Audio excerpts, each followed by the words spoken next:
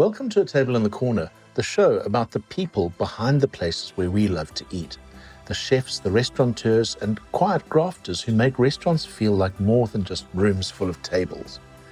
In each episode, I sit down with the operators who shape restaurant culture, from fine diners to the neighborhood spots we keep going back to.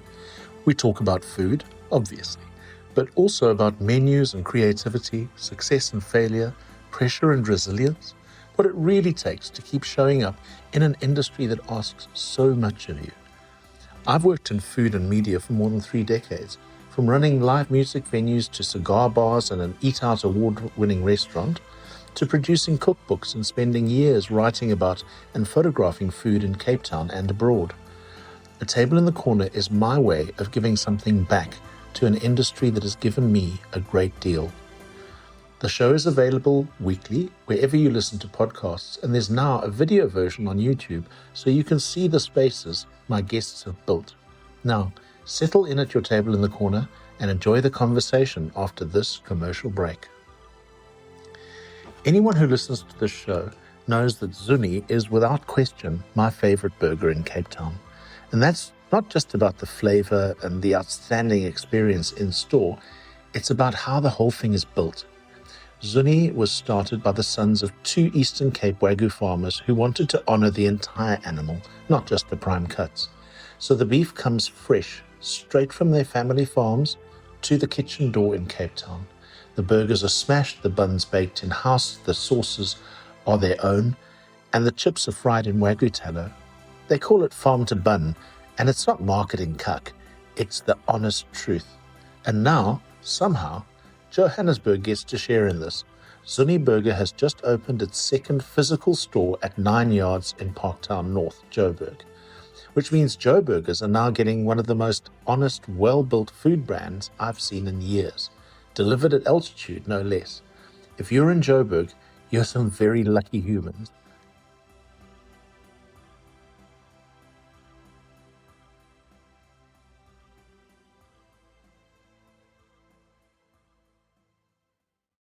Today on A Table in the Corner, I'm chatting to Carla Schulze, who is the chef, the executive, the big cheese at Salon restaurant in the Biscuit Mill. And I finally managed to get your number from that guy, that hair model. What's his name? Maddie. Yes. Matt Fannenberg from Mercer. Yeah. So by night, a chef, by day, Hair model. hair model. Much sought after for that sort of wonderful head of hair.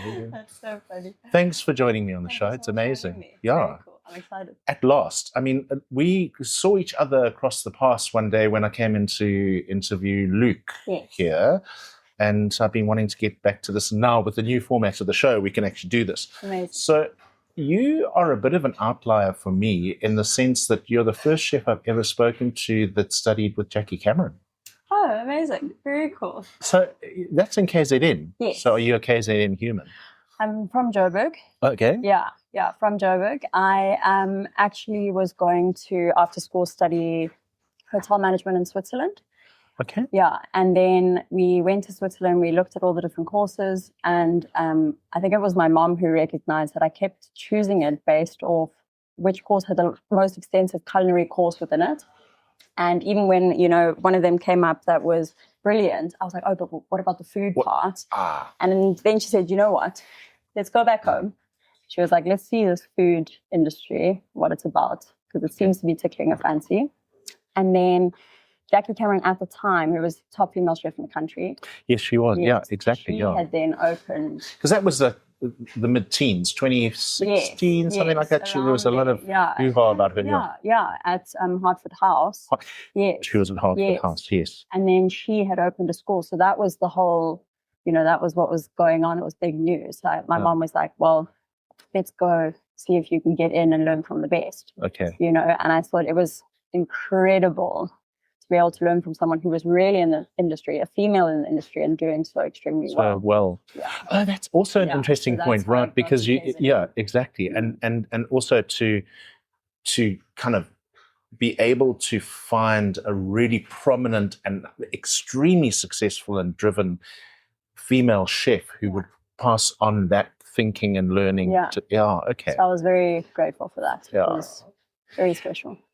But just back up a little bit, because I mean, I've got some notes here that I'm going to refer to occasionally, and I understand your dad's Austrian. So how did you end up in Swaziland? So Switzerland. Yeah. Swaziland. No, but why didn't you go to Austria? Aren't there some cooking schools there? The hotel management schools in Switzerland just rolled them out. Of course. Yeah. Okay. My dad was also the cook in the family. So I think that's also what sparked it. But for me, it was the hotel management, just trying to go to one of the best. Okay. Yeah. And I mean, is that you? Are you very kind of precise? So management would have been the thing you go to, or what was the cooking? I hope I'm good with people. Okay. Yeah. So I think that was kind of. I hope so too, because otherwise this won't be a great interview. But so I think that was the hope, and that was kind of the passion. At the time when I was 18, I was like, own your own little boutique hotel. Right. And then suddenly it was actually in Switzerland when I kept seeing all these, like there was people doing in their little chef hats and things. I was like, what are they making? What are they doing? Okay. So I think that's what kind of sparked and before that sparked interest, you mentioned your dad was the cook in the family, and I've read in some of the interviews with you in my sort of background research that your dad was the inspiration that got you into the cooking thing. So he's Austrian, so there's also, everyone sits at the table, fork and knife, everything's proper. But it was just the time of day where we would all, and it's a standard thing, and I think a lot of people are the same, where you all come together and you talk about the day, you talk about this, Yes. So, and my dad actually passed away when I was quite young. I'm sorry. No, but it was, all these special traditions and things we still do are because of him. The moments that connect you with your dad. We still make his soul for Christmas, and so it's all it all adds up. Yeah, I hear you. So Salon is part of the test kitchen group of restaurants that Luke Dale Roberts started, right? And if I'm correct from the background research, you came straight from Jackie Cameron's cooking school to the test kitchen. Yes, yeah, I did. So I didn't do very well at school. My brother was the academic. Oh, okay. Yeah, and but then I went to Jackie Cameron, and suddenly it was something I was really passionate about. And I think that for me was like, then I really wanted to be good at it. I was never passionate about maths or anything like that. So I was like, wow, this is was it something. like Carla Schulze, top of your class? Was it one of those? At last, after all these years of struggle. And then when I remember it's a specific thing that changed the game, and it was an Eat Out cover magazine. Luke was on the cover of the magazine. And I don't know if you remember it, but now it's quite funny, but it's him and he's got a whole salmon like flung over his shoulder, and there's like flying salmon and water in the background. Okay. And I said to Jackie, I was like, this is who I want to go work. Oh, really? Yeah. And then she was like, well, you've got to work really hard if you're going to get a placement there. And that's what sparked it for me. Then I was suddenly like, I want to be the top student. I want to work really hard to get to where I need to be. And that's what kind of shifted it. And then, I was placed at Test Kitchen for my 6-month placement. Okay, yes. And then I was there. Well, I've worked for Luke. This is my 10th year working for him now. So it's been incredible. Look, I remember when I spoke to him on the show that he said that you're like his right hand, that you guys have a nice dance in the kitchen, that you understand each other. And so it's obviously that was the seed of it. Yeah. And I mean, that Jackie Cameron managed to get you into his kitchen. That's they're good friends. Yes. So she kind of, I actually was so nervous to meet him for the first time. I met him while I was still at school, and I got up early, got dressed, wore my best outfit, Sunday best, and he rocked up and he had board shorts on. He'd just been surfing. What's the Austrian Sunday best? Were you in lederhosen? I wasn't in the Dirndl, but I was looking sharp. Okay, but good. I met him and he was just so calm and very kind and very exactly. And that leads me to another question, okay? Because so often, like, if you dream like at school and you go to Switzerland, you say, I want to be a chef. And then your mom gets you into what she finds is the best school in the country at the time. And you go to the school and you learn all your things. And then people get in the kitchen like, I've got to carry stock pots. And I hate it. I mean, was there a culture shock for you? No. No? I think no. Okay. Was it like, something that I'm very grateful for Chef Jackie is she was very realistic at the school already. So we cleaned down, we scrubbed the braai, we took out the bins, you know, so it was like, and she kept like reassuring us, like, this is what it's like, you know. Yeah. But I think for me at Test Kitchen, I was so starstruck. I was like, give me that bin bag. Like, I just want to be here. Yeah. Okay. So I was so excited. Like, give me that stock. I'll strain it. I was just, you know, I walked in and it was at the time Ivor Jones, Ryan Cole, and Luke Del Roberts on the class. I mean, that's pretty incredible to a 19-year-old. Wow. Okay, that's quite a lineup, right? So it's quite the lineup. So I was just in awe. It's so interesting that so many incredible chefs who have such an influence on the Cape Town dining scene have passed through the hands of Luke Del Roberts, right? Yes. It's Why haven't you passed through his hands and gone on to your own thing? Or I just love him too much. I hear you. I just keep learning, and we keep doing all these amazing things. Yeah. So there's never been a stage where I've been like, I wouldn't want to be a part of that. You know? Really? I mean, do you have an ambition to run your own place one day? Or, I mean, you pretty much run Salon, don't you? Yes, and I'm very grateful he's given me, I'm grateful and I feel honored to be able to run one of his spaces, you know. And for that, I think that's always been a dream of mine. But I just love working with him. I love the whole family. You know, we've got potluck upstairs, fledgling downstairs. And it's nicely concentrated and everyone talks to each other. And do you pop upstairs to Jason Cosmos and swap ideas sometimes? Often. Okay. Yeah, we're all very, very close. It's very nice. Or if I need a litre of cream or something of this. The Salon thing. So you clearly worked your way up in Test Kitchen. Mm. Did you stay with it when it became fledglings? Did you go to potluck? There was a transition period. What was your kind of journey? Yeah, so there was a lot. I mean, like I said, we're always doing all these amazing projects. Yeah. We were in Mauritius for the pop-up during the drought. And then I think a few months after that, there were all these things going on. So they've also reopened like a year-old pub lunch, which we ran. And I'm not sure if I'm allowed to mention this. No. I got approached to do some writing about a pop-up that Luke was wanting to do at the top of the cable car on Table Mountain. I did that, yeah. You did that? Yeah. Was that you? Yes. Yeah, so I did it with Luke. It was very cool. So it was on Table Mountain. Yes. And it was, it was dinner on top of the world. It was incredible. We actually had a guest. It was supposed to be like a 40, 50 person dinner, but we had a guest who booked out the whole thing for him and his wife. Whoa. Yeah, so that was crazy. It was very special.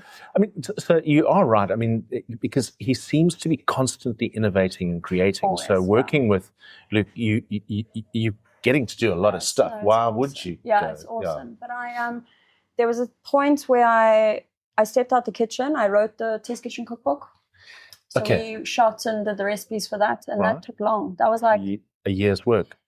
It was 5 years, over 5 years. So I was still working in the kitchen, and then that's a labor of love. You should have hired me. I make cookbooks in 3 months. Come on. Here we go. Yeah, maybe we're not as good.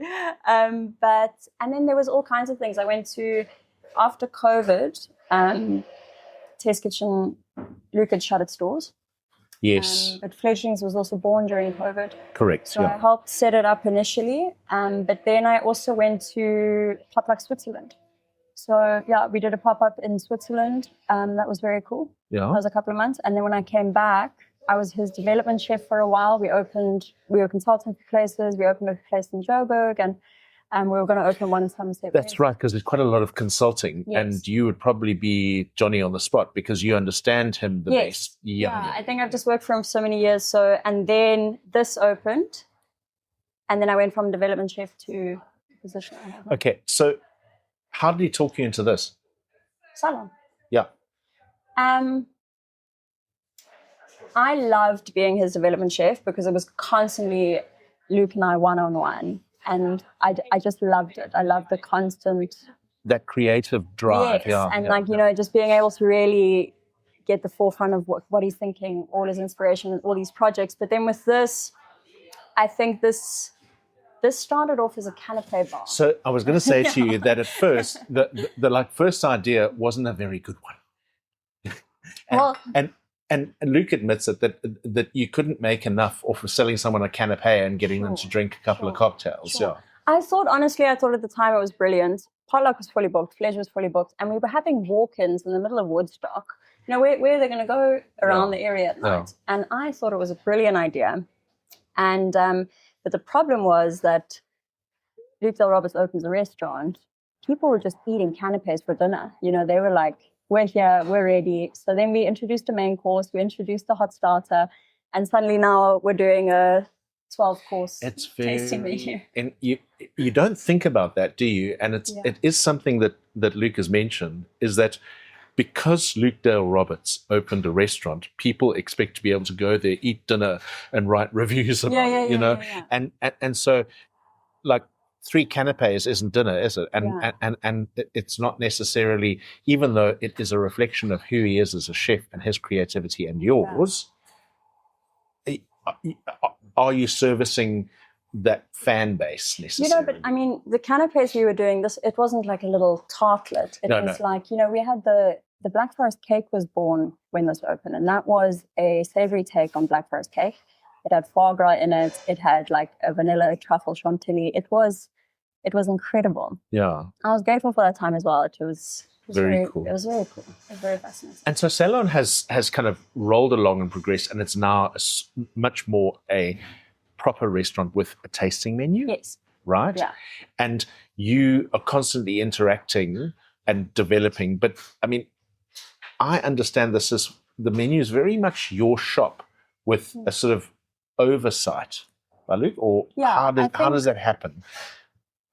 I think we've worked for so many years together, but I've also taken a lot of, I've learned so much from his cooking style that I think I've interpreted my own way as well. Yes. But it's kind of his philosophy that I put throughout the menu. And then, we've started to, with Salon, change, and this happened in winter in 2025. Yes. I wanted to start celebrating in-season ingredients in our snacks. And it definitely was inspiration from the dark room at the test kitchen, where you were in a space and suddenly you have these incredible snacks popping through very quickly, fast-paced, and then suddenly you go into the light room and there's this calm, white tablecloth. So I was like, how can I recreate that within the same seating? And then I introduced kind of this, you get a small little snacks menu with your cocktails, and the cocktails and the snacks change with every season. So, at the moment it's, the figs are coming in. So we've got like a fig leaf and fig sour, we've got the kai apples we just foraged, so those will go in with elderflower. The snacks, we've got a rhubarb trout snack. So that's exciting. So we've changed that kind of concept. And that was something I approached Luke with. I was like, look, I want to do this because it adds like a different dimension. 2 or 3, 4-hour dinner adds an exciting start to get you going. And then you kind of sit and can have your wine pairing and, so. It's interesting that more and more people are obviously seeking you out for that experience, right? And do you feel sometimes pressurized to constantly be innovating in the experience, or is it just something that you do naturally and you go, oh, well, today I'm going to do this? And are people accepting of that, or do you have to kind of work within certain parameters, like you have to have a lamb, or you have to have a this, or you have to have a... So yeah, I think we've moved away from that. I think once you start cooking exactly what you want to do and doing what you want to do, suddenly the guest also appreciates it more when you're not boxed in. You're not like, oh, beef must be the main. Okay. We have a single slice of Wagyu biltong, and that's the only actual meat you get. Like our main is duck, our hot start is quail. So there's very little red meat on the menu. Okay. And the kind of interactiveness, and again, something I learned from Luke, is it was never about the theater, it was about the food. And I think that is so important. Like we do a pesto snow, and there's the nitrogen, it's all wonderful and beautiful and mystical. But the point is that a tiny bit of pesto is on every little bite you have, and not just a big dollop every now and again, So I think everything is done with purpose. And something I've started or wanted to introduce was we put a citrus dish on in winter. Yeah. And I was getting in blood oranges, and we had Thai limes, and these finger limes are coming in. And I was like, I want the guests to see what we see, because we were, breaking it up. You've got all the colorful segments. It doesn't have its initial identity as the ingredient, does it? Yes. Okay. And I wanted to kind of keep it true to what it was, but show them what we get to see in the kitchen. Yes. So I cut up all this citrus. I bought this huge tray, and I was like, our tiny snack is going to be amongst this cut citrus. We got a cheese wheel in, and I wanted to put it on the bread. And I'm like, look how beautiful. And, it is. So I just wanted to make them part of the experience as much as I could.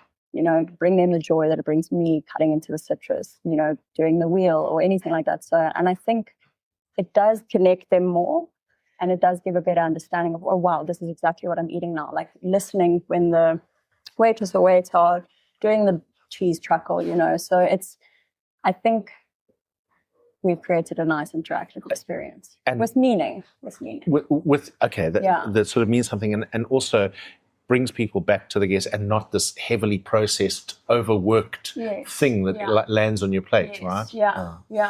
I want to shift on. Before I do, let's take another one of those amazing of advertising breaks, the products and services. Amazing. If you run a restaurant, you know that service doesn't start when the first guest arrives. It starts with bookings, changes, deposits, no-shows, WhatsApps at midnight, and the phone ringing during the pre-service briefing. Novel is a South African restaurant booking system built for people who actually understand service. It gives you one clear view of bookings, walk-ins, queues, and guest notes, and it handles confirmations, deposits, and changes without tying up the phone or the front desk. And the whole system is designed to calm things down before doors open. Plans start at 585 Rand a month, significantly less than older systems, without cutting any corners on features or support. Mention the show, A Table in the Corner, when you call to book a demo. Novel is offering my listeners 2 months free subscription. Their website and co-founder Jesse Singer's email address are in the show notes. And we're back. In the preamble to this, when we're sitting down and miking you up, trying to dispel all the nerves with a couple of jokes, I said to you, how was season? Yeah. And you were like, you can't believe the no-shows. Yeah. And I was shocked by that, because this is a destination restaurant. It's an experience restaurant. And it shocks me that someone would book here, pay a deposit, and not rock up. No. What do you think is going on there? I don't know. If I knew, I'd try and fix it. Yeah. But what I've noticed is, compared to last season, there has been, and I think it's, we've seen it upstairs, we've seen it here, we've seen it, I've spoken to my friends about it in the industry. And I don't know whether it's a matter of people, maybe, they're coming on holiday, they don't know what they want to do. Let's book 3 different places and decide on the day. Or is it... And I remember talking to Luke about that, because he said that people are booking 3 different restaurants because for them, like a 200 Rand deposit for a restaurant is like £1.22. It doesn't matter. So they can't, but it's not £1.22. Some of your restaurants with 1,000 Rand deposit, and people are no-showing on 1,000 Rand. Yeah, they are. We've had, I don't know what it is, but a lot of chefs have kind of raised the issue, because it does take a big toll on the space. Huge. Yeah, and I've said to you as well that our restaurant, the Table at Demey, almost closed in the first year of operation because of no-shows, because we had so many. Yeah. So it really, really hurts. And I thought that, like, operations, booking services and deposits had fixed that, and it's reared its ugly head again. We haven't put it down, but we're very grateful. We have a waiting list, so if people cancel on the day, we're able to contact other guests and things like that. But I think, if we don't have a waiting list, or other restaurants don't have a waiting list, it puts such a massive toll on your team, on your costs. You're not carrying half the stuff over. So it's very everything's prepared from scratch. It's not like you can keep it for tomorrow, stick it in the freezer. No, you can't. So, and it's tough on the team. They're working, they're going the whole day, and then suddenly it's like, oh, the 6-seater is now a 4-seater. You've got a full house of waiters and waitresses. And you referred earlier to upstairs had a thing, and if I understand correctly, you had a 12-seater no-show at the potluck. Yeah. What? Yeah. They called in saying they weren't feeling well. But 12 people weren't feeling well. Yeah. It's tough. I think it was a case of the youngsters weren't feeling well. The parents can't go out without the youngsters. But at the end of the day, we are human. Yes. So if people aren't well, if you have to understand. Had an emergency situation, we're very understanding, but we have. I think there has been an increase. But mainly in December. December's been Did you say that there was an article written somewhere about the fact that it was either food, News 24 food, Mhm. if I'm not mistaken, but I think restaurants have started speaking up about and kind of coming together about, this is happening. Yeah. What is everyone doing? Is everyone in the same boat? It kind of created like a support circle, I guess, Yes. and it's tough because it's like, what do you do? Do you still charge them? What do you do? I mean, I told you that story that we sat 84 over a weekend and we had 22 no-show one weekend. Yeah. I mean, that's 25%. Yeah. I mean, you're on margins of maybe 12%, maybe 15%. 25% of your income gone. That hurts. The deposit helps the costs of what you've made. Yeah. But the profit is lost. I mean, and also the thing is, it's not just that because you're paying for the booking services. Like, I know that Dine Plan was developed as a sort of a response to the no-show scourge of Cape Town, right? And a lot of restaurants now, as a standard thing, they have Dine Plan, but that costs money. Sure. And I mean, and there are other, there's another service that's been developed called Novel, which is not as pricey. It's kind of more up to date, and it operates in a different kind of way. But restaurants need those things. But if those things aren't working for you and you're still getting the no-shows, you're still spending for no result. Sure. I think, look, Dine Plan does help us massively with just the booking. The administration of the, yes. Exactly. Yeah. And I think just the deposit and whether you charge a guest full price or not, I mean, that's up to you and how you want to run it. We had a couple on New Year's. They were dressed up and they looked wonderful, and they came and they said, listen, we're really not feeling well, but we'd love to celebrate New Year's here and we'd love to be here, so we're going to try our best. They had the first set of snaps and they just said, guys, we can't do this. So you're still human, but it has been demoralizing and tough, and it's already a tough season as is. And so you say it's a tough season. Why is it a tough season? It's because we have been very busy. I see. I understand. Yes, because obviously it's season. So obviously you're really busy. So you're working. Yeah, it's always tough. And then to have those demoralizing no-shows. Yeah, and then so it's tricky. That's a tough one. And that is the thing. I mean, whether also going back to the sort of booking services, it's not just that they help you with the bookings. I mean, I remember that when we signed up with one of the booking services was because it took the pressure off me to constantly be phoning people, taking the bookings, phoning back, checking, sending an SMS the day before to see that they're going to, do you want to still have your booking? Are you going to cancel? So all that admin gets taken away by a sort of a booking operation like a Novel or a Dine Plan, right? Yeah. So that's off the page. But even if you are using that administration kind of process, you're a human being in the kitchen working your butt off to please people, and those people just don't bother to pitch. Yeah. I mean, are people as consumers, as the public, getting too used to this kind of restaurant? Because, I mean, 10 years ago, there were 3 tasting menus, sit-downs in the city. Now there are 50. Yeah. Are people getting so used to them and it's just blasé, so it's like going to Wimpy? I mean, I don't mean that. I don't mean that in the quality of the food way.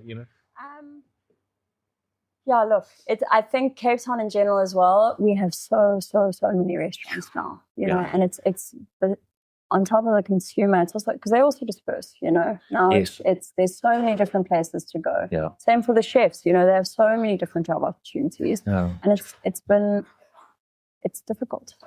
It's tricky. It really is, and keeping the people motivated, keeping them on the team, and then things like no-shows happen. Yeah. And also, as you say, like that plethora of restaurants that's available. I just shake my head. Those online groups where people say, "I need a nice restaurant to go to for my birthday." Brew, seriously, because 78 people answer and give you 402 options. And just wildly different options and also, as well. Some people will say Salon, Koi, Chef's Warehouse, Spoken Stancher, in a potluck club. But some people will say, Hudson's Grill. Some people will say Wimpy because they like it. Yeah. It's such a kind of a spin of the wheel. So much choice at the moment. So much going on. Yeah, there is. Okay, well, let's move beyond that. Amazing. And talk a little bit about your favorite dish on your menu at the moment, because I'm trying to keep some sort of format here that people can. Sure. I think we've recently put, it's a garden pea dish on. Yeah, and it's lovely. It's we've done a little dashi based sauce. There's mint in there. It's wonderful and fresh. And I think, like I was saying earlier, like really trying to hone in on the season you're in at the moment. Yes. And there's a little scallop mousse with the langoustine going through it. We wrap it in courgettes. It's light and it's fresh, and I kind of think it speaks to what we're doing. I often say that our duck is our signature dish. Okay. So it will always be on there. But it really speaks to what we do. So there's 4 elements on the plate. Okay. It's a 7-day duck breast, a little puree, a crepe, and then we do the crepe Suzette tableside. And for me, it just speaks from where the dish started to where it ended. I mean, it started with 10, 12 elements. And there's so many influences in that, like the French, the kind of Hong Kong. Yes. So, and I love it because for me, that's where Salon's kind of philosophy changed. It was, it started with like a turnip dauphinoise, and it had like a walnut salsa salad, and it had all this stuff. And then we moved in a direction of like less frills, less fuss, do things properly, and really celebrate that individual ingredient. So the duck, we age it, it gets roasted. Like we try and make everything to like the best it can be. Yeah. Instead of having like, and there's the swirl and then lots of herbs on top and things like that. So it's, I think that's when it changed. And then suddenly we were pulling back more and really honing in on the ingredient rather than the spiel. Wow. And also quality in the ingredients, like where your duck's coming from. Are they kind of free range, local? Yeah. There's an amazing farm in the Midlands. Yes, that's where we get our Is it? Yes. Okay. Oh, so you're going back to your roots because that's where you studied in the Midlands as well. Exactly. So there's a lot of layers to that dish, right? Yeah. Oh, amazing. What's it? Something farm? Kaldane ducks. Yes. Kaldane ducks. Yeah. Exactly. Wow. Yeah. Okay, that's amazing. Cool, And flowing from that, okay, what do you want? Someone who comes in here, if they bother to arrive and they don't know show, what do you want them to take away from sitting down and eating your food? I want them to, it was quite funny. It was actually Marie, also from Mercia, he came for dinner a while ago, and he just said, he said, I felt lekker. And he was like, that's what you want guests to. And they obviously were Service Award of the Year as well at Eat Out. He was incredible with his past and his knowledge as well. And, it kind of sat with me. And I was like, and I lekker, but I mean, that's quite a thing, because as you say, he won the Service Award on the Eat Out, right? So that's Maria from Mercia. Yes. And for him to say that his experience was just fantastic. Yes. And I think you want people to feel, for me, it's like I was saying, the interaction with what they're eating, the understanding of what they're eating, the appreciation, but also just, I think I'm very grateful for our front of house team as well, but just making them feel welcomed, like this is our home. We're here for 16 hours a day, like welcome to our space.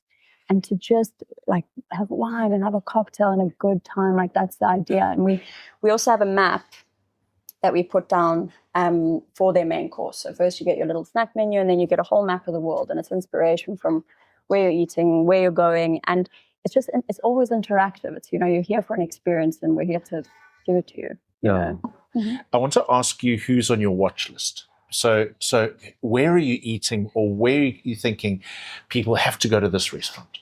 So apart from Salon, because you have to go to Salon, but try the tomato and try the tomato, and I mean, of course you can say Mercia, but where should people be queuing up to eat?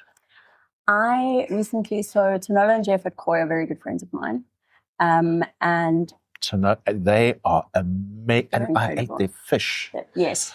That whole roasted fish, that's bream. Oh, my hat. That's unbelievable. And obviously they're very good friends, but I have immense respect for what they do. When you eat there, you're blown away. You're blown away by the space, by the setting, but also just you suddenly you don't even need the harbor here in the mountain there. You're just so fixated on, the unbelievable food they're creating. Anywhere else? My favorite restaurant is Azuri. I go for my... What is it with all these chefs and everyone likes Uzuri and it's just, Nick also, I Charalambos? worked with Aiden for a very long time. That's He's right, extremely talented. Not recently, when they opened, met Nick, also the loveliest guy. But just the food they are creating is just the food you want to eat. Yeah. It's fabulous, and I need to get back because also Aiden's on my list. In fact, in about I'm going to call him because in about two or three episodes, I want to talk to him. No, because I've spoken to Nick, but I want to see it from the chef's perspective. Yes, Listen, I think on that note, just say thank you very, very much for chatting to me today. I appreciate it. No, listen, it flowed easily, and I think we've gone well over time. That's huge editing. So on that note, you've heard from Carla Schulze, the executive chef, head chef of Salon at the Biscuit Mill. Book. You can book online and come and experience it, but don't no-show. Don't make the people sad in the kitchen. Thanks for joining us on A Table in the Corner, and we'll see you next week.